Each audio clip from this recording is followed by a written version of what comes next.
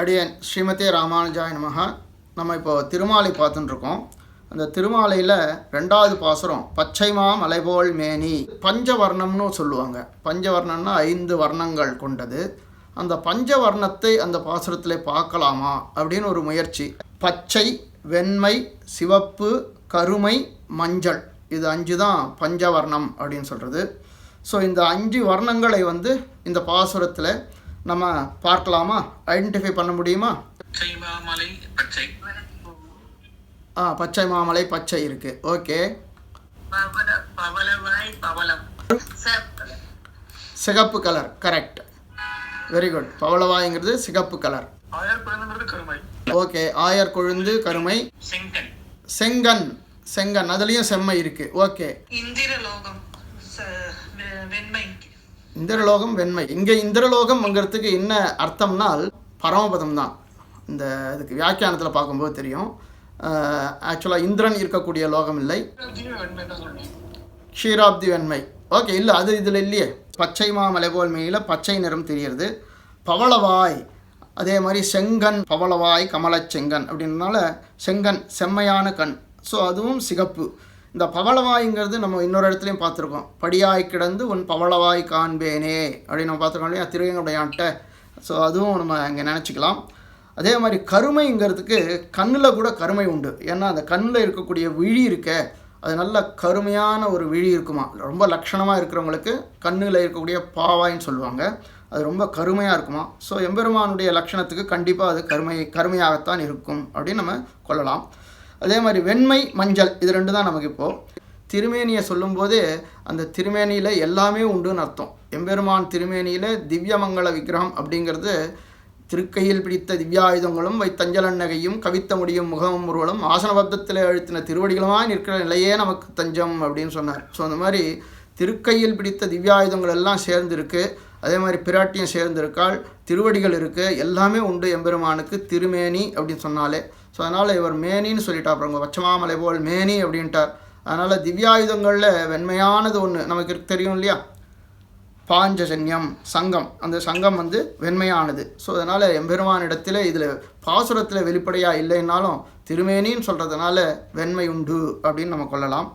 அதற்கப்புறம் மஞ்சள் அப்படிங்கிறது எங்கே இருக்குது, அதுதான் இப்போ கஷ்டமாக இருக்குது இல்லையா. மஞ்சள் தான் தெரியலை. மஞ்சளுக்கு தான் நம்ம இப்போ சுவாமிகிட்ட போகிறோம். ரகு சுவாமி ஸ்ரீசுக்தமுடைய ஃபஸ்ட்டு 2 லைன்ஸு சாய்ப்பார். அடியன் சாய்க்க சாமி. ஹிரண்யவர்ணாம் ஹரிணீம் சுவர்ணரஜதஸ்ரஜாம் சந்திராம் ஹிரண்மயீம் லக்ஷ்மீம் ஜாதவேதோ மஆவஹ தாம் மஆஹவ ஜாதவேதோ லக்ஷ்மீம் அனபகாமினீம். அடியன் தன்யோஸ்மி சுவாமி இங்கே எங்களுக்கு எல்லாருக்குமே நிறைய வேதம் பாடங்கள்லாம் சொல்லி கொடுத்துட்டுருக்கார். அடியன் தன்யோஸ்மி சுவாமி.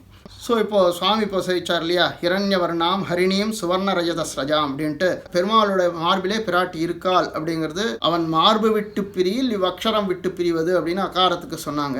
அதனால் எம்பெருமானுடைய மார்பை விட்டு என்றென்றும் பிரிய மாட்டாள் இவள். அகலகில்லேன் இறையம் என்று அலர்மேல் மங்கை உரைமார்பா அப்படின்ட்டு பிராட்டி அவனுடைய மார்பை விட்டு பிரியவே மாட்டாள். ஸோ அதனால் அவன் மேனின்னு சொல்லும்போது அவனுடைய மார்பிலே பிராட்டி இருக்காள்னு தெரிகிறது. அந்த பிராட்டி என்ன நிறம் அப்படின்னா ஹரிணீம் அப்படின்னு பார்க்குறோம் நம்ம. ஹரிணி அப்படிங்கிறதுக்கு என்ன அர்த்தம் அப்படிங்கிறது பிராட்டியினுடைய நிறத்தை சொல்கிறது அப்படின்னு சொல்கிறாங்க. சுவாமி ரங்கராஜன் சுவாமி சொன்னார். என்ன சொல்லுங்க? ஹிரண்யவர்ணாம், கரெக்டு. ஹிரண்யவர்ணாம்ங்கிறது கோல்டு. ஹிரண்யம்னா கோல்டு. அந்த தங்க நிறத்திலே இருக்கக்கூடியவள் அப்படின்றதும் தங்கமும் கிட்டத்தட்ட மஞ்சள் நிறம்தான். ஹரிணிங்கிற நாமம், அந்த நாமத்துக்கு நிறைய அர்த்தங்கள் உண்டு. அதிலே ஒரு அர்த்தம் மஞ்சள் நிறமுடையவள் அப்படின்னு அர்த்தம் அப்படின்றத எடுத்து காமிச்சிருக்காங்க இந்த ஸ்ரீசுக்தத்தினுடைய வியாக்கியானத்தில். மானை ஒத்திருப்பவள் ஹரிணி அப்படின்னு அர்த்தம். அதுதான் முக்கியமான அர்த்தம்.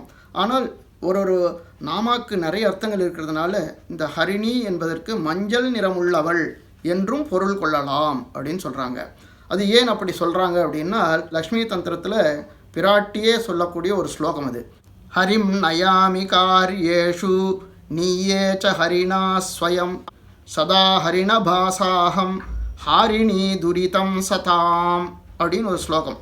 எல்லா காரியங்களிலும் ஹரியை தூண்டுகிறேன், ஹரியினால் எப்போதும் அழைத்து செல்லப்படுகிறேன் என்றும் மஞ்சள் நிறம் உள்ளவளாயிருக்கிறேன், நல்லோர்களுடைய பாபத்தை அபகரிக்கிறேன், இக்காரணங்களால் ஹரிணி என்று சொல்லப்படுகிறேன் அப்படின்னு இதுக்கு அர்த்தம். கண் முதலியவற்றால் மானை ஒத்திருப்புவல் என்று பொருள் தான் முக்கியமான பொருள்.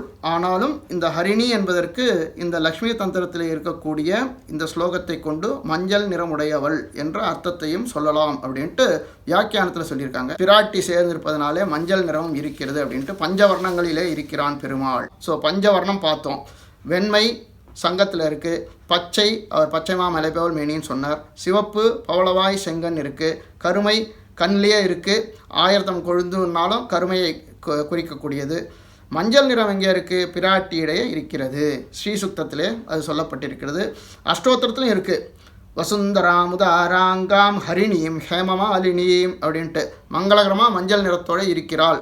இதில் உண்மையாக பார்க்க போனால் நம்ம இந்த பச்சை நிறம் மஞ்சள் நிறம் இதெல்லாம் நிறத்தை பார்த்தாலும் நமக்கு முக்கியமாக வேண்டியது இந்த பாசுரத்தினுடைய அர்த்தம் என்ன, ஆழ்வார் எதை சொல்ல வருகிறார், அதை நமக்கு என்ன மெசேஜ் கொடுக்குறார் அப்படிங்கிறத நம்ம மேலே பார்க்கணும். அடியேன் ஸ்ரீமதே ராமானுஜாய நமஹா.